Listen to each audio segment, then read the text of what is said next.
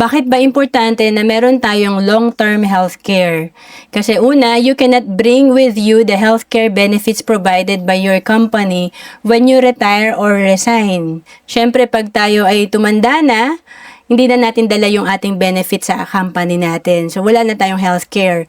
And kapag tayo ay nag-retire na or tumanda na, syempre kailangan natin ng healthcare.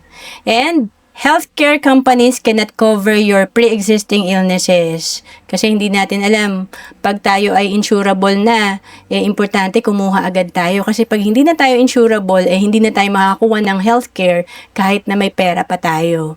And medical cost doubles every 5 to 7 years. Ibig sabihin, kahit nga gamot talagang ang laki na ng presyo. And paano pa yung mga medical bills natin? And of course, hospital cannot let you in without deposit or without payment.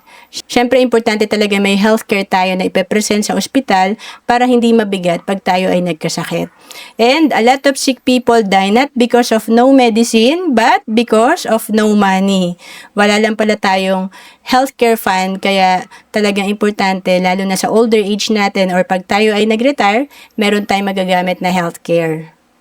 Kaya naman noong 2012, dahil natutunan ko ang kahalagahan ng long-term healthcare, kumuha ako ng Kaiser na dito ang maganda, 3 na yung meron ka. Bukod sa may healthcare ka and life insurance, kapag hindi mo nagagamit ang iyong healthcare at insurance, meron kang investment or yung pera na sinesave mo, kumikita ng interes.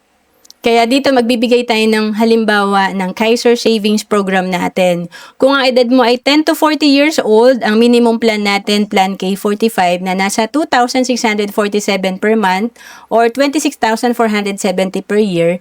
Ang Kaiser ay 7 years to pay, kaya ang total investment natin dito nasa 185,288, and kapag ito ay nag-mature after 20 years, ang projected fund natin nasa 524,000. And kung ang edad mo naman ay 41 to 50, ang plan natin na minimum, Plan K60, na nasa 247,050 ang total investment natin sa loob ng 7 years or around 36,000 per year kung annual ang mode of payment.